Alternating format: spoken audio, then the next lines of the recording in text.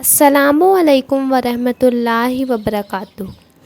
دوستو، طائف کا نام تو آپ نے سنا ہی ہوگا، کیونکہ طائف کا سفر ایک مشہور واقعہ ہے، اور اگر آپ نہیں جانتے ہیں تو اس ویڈیو میں آپ کو ضرور پتہ چل ہی جائے گا کہ طائف کا کیا مطلب ہے۔ حضور صلی اللہ علیہ وسلم طائف کے شہر پر کیوں گئے تھے، اور طائف سے واپس لوٹنے پر جنات کی جماعت نے اسلام کیسے قبول کیا۔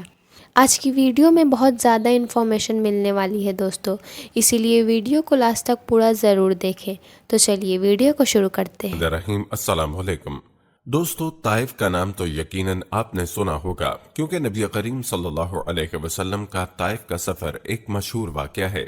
آج کی ویڈیو میں ہم آپ کو اسی مقام کے بارے میں بتانے جا رہے ہیں۔ طائف کی تاریخ کیا ہے، یہاں کے تاریخی مقامات کون سے ہیں جو لوگوں کو اپنی جانب متوجہ کرتے ہیں۔ اس کے علاوہ طائف کے سفر سے واپسی پر پیارے آقا صلی اللہ علیہ وسلم نے کہاں کہاں قیام فرمایا، اور جنات کی جماعت نے کس مقام پر آپ کے ہاتھ پر بیعت کی اور ایمان لائے، تمام تر تفصیلات آپ کو بتائیں گے۔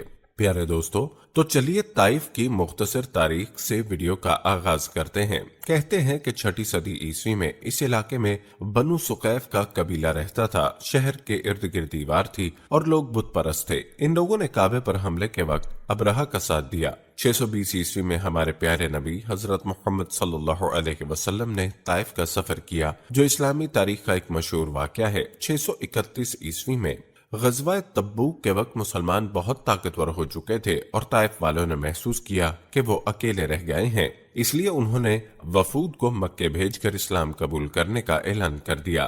عرصے بعد حضرت محمد صلی اللہ علیہ وسلم نے حکم بن ابی العاص اور مروان بن حکم کو ان کی کچھ حرکتوں کی بنا پر مدینہ منورہ سے شہر بدر کر دیا اور طائف بھیج دیا، جہاں سے ان دونوں کو حضرت عثمان رضی اللہ تعالیٰ عنہ کے دور تک واپس آنے کی اجازت نہ ملی۔ یاد رہے کہ طائف پر کافی صدیوں تک عربوں کی حکمرانی رہی، مگر اسے 1517 عیسوی میں شریف مکہ نے عثمان سلطان سلیم اول کے حوالے کر دیا۔ 1802 عیسوی میں نجدی افواج نے اسے فتح کر لیا، جن کا تعلق آل سعود سے تھا، مگر 1813 میں عثمانی سلطان محمود دوم نے اسے واپس حاصل کر لیا۔ 1916 میں شریف مکہ نے اس پر قبضہ کیا، مگر کچھ ہی عرصے بعد شریف مکہ حسین بن علی اور نجد کے حکمران عبدالعزیز السعود نے اس شہر پر جھگڑا رہا، حتیٰ کہ 1926 میں طائف عبدالعزیز السعود کے بادشاہ بننے پر اس کے قبضے میں آیا اور سعودی عرب کا حصہ بنا۔ پیارے دوستو، سعودی عرب کے اس تاریخی شہر یعنی طائف کو تاریخی محلات اور قلعوں کا شہر قرار دیا جاتا ہے۔ زمانہ قدیم میں طائف میں لگنے والے عکاظ میلے کے دوران بھی لوگ چوک در چوک اس شہر میں آتے تھے۔ زمانہ جاہلیت میں حج کی غرض سے مکے آنے والے زائرین طائف کا بھی رخ کرتے۔ یہ سلسلہ آج بھی جاری و ساری ہے۔ طائف شہر میں موجود تاریخی محلات اور پرانی عمارتیں سیاحوں کو اپنی طرف کھینچنے کا ایک بڑا سبب ہیں۔ طائف میں قدیم اور جدید فن تعمیر کے نمونے ایک ساتھ دیکھنے کو ملتے ہیں۔ یہی وجہ ہے کہ اسے فن تعمیر کے میدان میں جدید و قدیم کا امتزاج سمجھا جاتا ہے۔ فن تعمیر اہل طائف کی پہچان اور تشخص رہا ہے۔ یہاں پر عمارتوں کی تعمیر کے لیے مختلف طرح کے پتھروں کا استعمال کیا جاتا رہا ہے، جن میں چونے کا پتھر، سنگ مرمر اور چٹانی پتھر شامل ہیں۔ یہاں پر آپ کو حجازی اور اسلامی طرز کی عمارتیں بھی بکثرت ملیں گی۔ تو چلیے آپ کو طائف میں موجود محلات کے بارے میں بتاتے ہیں۔ پیارے دوستو، جبرۃ المخزومیہ طائف میں موجود پرانا محل سمجھا جاتا ہے۔ یہ محل خلافت بنو امیہ کے دور میں 114 ہجری میں تعمیر کیا گیا اور اسے جبرہ المخزومیہ کے نام دیا گیا۔ یہ 3 منزلہ محل ہے، جس کے سامنے ایک بڑا صحن ہے۔ اس کے اطراف میں کئی باغات اور کھیت ہیں، جو کہ شان و شوکت میں مزید اضافہ کرتے ہیں۔ کہا جاتا ہے کہ جبرۃ المخزومیہ محل کی 1 سے زائد بار مرمت کی گئی۔ اس کے اندرونی مقامات میں نقوش بنائے گئے اور سنگ مرمر کا استعمال کیا گیا۔ ان نقوش میں اسلامی دور کی عکاسی کی گئی ہے۔ دوستو، طائف میں واقع تاریخی محلات میں ایک محل شبرا کہلاتا ہے۔ اسے طائف شہر کا چہرہ بھی قرار دیا جاتا ہے۔ یہ محل بھی اسلامی فن تعمیر کا ایک شاہکار ہے۔ اس کی تعمیر کے دوران اس کو حجازی اور رواشین اور رومن طرز کے نقوش سے سجایا گیا۔ شبرا محل 4 منزلہ عمارت ہے، جس میں 150 کمرے ہیں۔ سن 1995 میں اس محل کو ثقافتی میوزیم میں تبدیل کر دیا گیا۔ اس میں موجود قدیم زرعی آلات، تعمیرات کے لیے استعمال ہونے والے آلات، تیل نکالنے والے آلات اور قدیم جنگی آلات کے نمونے محفوظ کیے گئے۔ سعودی مملکت کے بانی شاہ عبد العزیز آل سعود نے بھی متعدد بار اس محل کو شرف بازیابی بخشی۔ طائف کا ایک اور محل برقہ خرابہ ہے۔ طائف کے تاریخی مقامات اور محلات میں قصر الخرابہ کا ذکر نہ کرنا ایک اہم تاریخی مقام کو فراموش کرنے کے مترادف ہوگا۔ یہ محل طائف شہر کے شمال میں واقع ہے۔ اس کے قریب زبیدہ کا کنواں واقع ہے جہاں سے پانی کی 50 نالیاں نکالی گئی ہیں۔ کہتے ہیں کہ پرانے زمانے میں یہاں سے عراق کے حجاج کرام حجاز مقدس میں داخل ہوتے تھے، اور یہ بھی کہا جاتا ہے کہ یہ محل خلیفہ ہارون الرشید کے دور میں بنایا گیا۔ 2 صدی ہجری میں عین زبیدہ یعنی زبیدہ کا کنواں بنایا گیا۔ یہ کنواں ہارون الرشید کی بیوی زبیدہ کے حکم سے کھودا گیا تھا، اس لیے اس کو زبیدہ کا کنواں کہا جاتا ہے۔ اس محل کی دیواروں پر دور جاہلیت کے شاعروں کے اشعار بھی کندہ کیے گئے ہیں، جو آج بھی دیکھنے والوں کو سینکڑوں سال پیچھے لے جاتے ہیں۔ پیارے دوستو، یہ تھا تذکرہ طائف کے تاریخی محلات کا۔ اب آپ کو نبی کریم صلی اللہ علیہ وسلم کے سفر اور ان مقامات کے بارے میں بھی بتاتے ہیں جہاں آپ نے اس سفر کے دوران قیام فرمایا، لہذا ویڈیو کو سکپ مت کیجیے۔ یاد رہے کہ قریش مکہ کی جانب سے اسلام کی دعوت کو ٹھکرانے اور اس کی راہ میں رکاوٹیں حائل کرنے کے بعد پیغمبر آخر الزماں حضرت محمد صلی اللہ علیہ وسلم نے مکے کے علاوہ دیگر مقامات میں دعوت دین حق پھیلانے پر غور کیا، اور اس مقصد کے لیے ان کا پہلا انتخاب مکے کا قریبی شہر طائف تھا۔ آپ صلی اللہ علیہ وسلم نے بعثت کے 10ویں سال طائف کا سفر کیا، جو سفر طائف کہلاتا ہے۔ 10 سال مکے میں دین حق کی دعوت دینے کے باوجود بیجا مخالفت اور قریش کی ستم ظریفیاں حضرت محمد صلی اللہ علیہ وسلم اور مسلمانوں کی راہ میں بدستور حائل تھیں۔ آپ صلی اللہ علیہ وسلم کو اس بات کا بخوبی علم تھا کہ قریش جو مدت سے شرک اور بت پرستی کے قائل تھے، اتنی جلدی پیغام حق قبول نہیں کر سکتے۔ اسلام کی تبلیغ کے لیے آپ کی نظر انتخاب طائف پر پڑی، اور اہل طائف کے کانوں تک توحید کی آواز پہنچانے کے لیے آپ نے بعثت کے 10ویں سال حضرت زید بن حارثہ رضی اللہ عنہ کو ساتھ لے کر طائف کا سفر کیا۔ پیارے دوستو، طائف مکہ سے 50 میل کے فاصلے پر مشرق کی طرف ایک پہاڑی علاقہ ہے، لیکن ان تک جب دعوت توحید پہنچی تو اہل مکہ کی طرح وہ بھی نہ صرف اس نئے دین کو قبول کرنے پر تیار نہ ہوئے، بلکہ آپ کے ساتھ نازیبا سلوک کرنے میں قریش سے بھی 2 قدم آگے نکل گئے۔ آپ صلی اللہ علیہ وسلم بنو ثقیف کے 3 معزز اشخاص عبد، مسعود اور حبیب، جو تینوں بھائی تھے اور عمرو بن عمیر بن عوف کے لڑکے تھے، سے ملے، لیکن انہوں نے نہایت بے رخی اور بد اخلاقی کا ثبوت دیا اور ہر طرح آپ صلی اللہ علیہ وسلم کے ساتھ نازیبا سلوک کیا اور آوارہ لڑکوں کو آپ کے پیچھے لگا دیا، جنہوں نے آپ صلی اللہ علیہ وسلم کو پتھر مار مار کر زخمی کر دیا، حتیٰ کہ آپ کے نالین مبارک لہو سے بھر گئے۔ ابن حشام بیان کرتے ہیں کہ زخموں سے چور حضور اکرم صلی اللہ علیہ وسلم اور حضرت زید رضی اللہ تعالیٰ عنہ ایک باغ میں پناہ گزین تھے، تو عتبہ نے انگوروں کا ایک خوشہ اپنے غلام عداس کے ہاتھ بھجوایا۔ حضور صلی اللہ علیہ وسلم نے بسم اللہ الرحمن الرحیم کہہ کر منہ میں رکھا۔ عداس نے حیرت سے کہا، یہ کلام تو یہاں کے باشندے نہیں بولتے۔ حضور صلی اللہ علیہ وسلم نے عداس سے بولا کہ تم کہاں کے ہو اور کس مذہب سے تعلق رکھتے ہو؟ اس نے عرض کیا، میں مسیحی ہوں اور نینوا کا رہنے والا ہوں۔ آپ نے اسے اسلام کی دعوت دی اور وہ مسلمان ہو گیا۔ اسی سفر سے واپسی پر جنوں کی ایک جماعت نے اسلام قبول کیا۔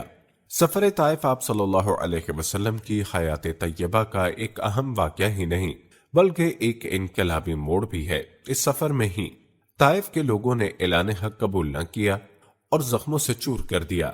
دوسری طرف ایک غلام نے اسلام قبول کر لیا۔ طائف کا سفر رسول اللہ صلی اللہ علیہ وسلم کے لیے ذاتی اعتبار سے امتحان، آزمائش اور ابتلا کا نقطہ عروج ہے۔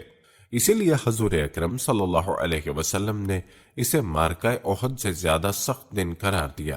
پیارے دوستو، سفر طائف سے ہمیں یہ سبق ملتا ہے کہ دین اسلام کی تبلیغ کے لیے انتہائی کٹھن اور مشکل حالات بھی آئیں تو بھی ثابت قدمی اور خندہ پیشانی سے برداشت کرنے چاہیے۔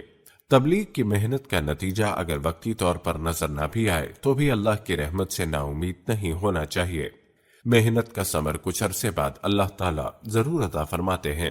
پیارے دوستو، ہم آپ کو طائف میں پیدا ہونے والے مشہور اصحاب کے بارے میں بھی بتائیں گے کہ کون کون سے صحابہ طائف میں پیدا ہوئے، لیکن پہلے آپ کو طائف سے واپسی پر جنات کے مسلمان ہونے کی تفصیل بتاتے ہیں۔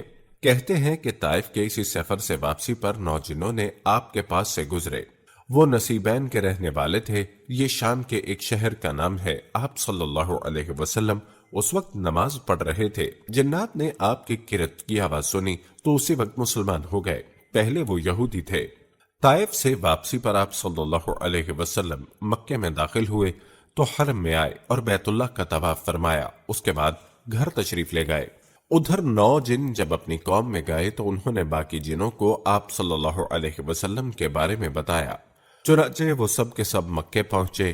انہوں نے حجون کے مقام پر قیام کیا اور ایک جن کو آپ صلی اللہ علیہ وسلم کی خدمت میں بھیجا۔ اس نے آپ سے عرض کیا، میری قوم حجون کے مقام پر ٹھہری ہوئی ہے، آپ صلی اللہ علیہ وسلم وہاں تشریف لے چلیے۔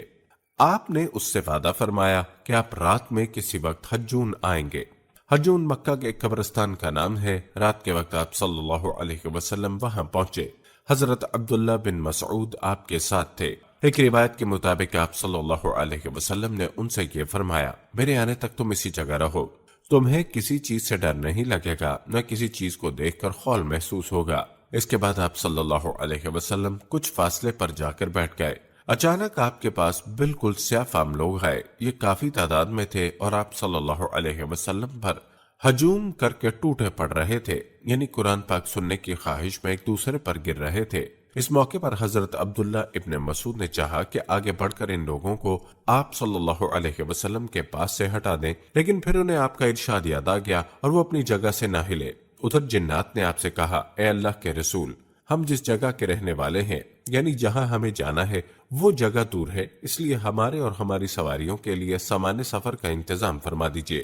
جواب میں آپ صلی اللہ علیہ وسلم نے ارشاد فرمایا، ہر وہ ہڈی جس پر اللہ کا نام لیا گیا ہو جب تمہارے ہاتھوں میں پہنچے گی تو پہلے سے زیادہ پرگوشت ہو جائے گی، اور یہ لید اور گوبر تمہارے جانوروں کا چارہ ہے۔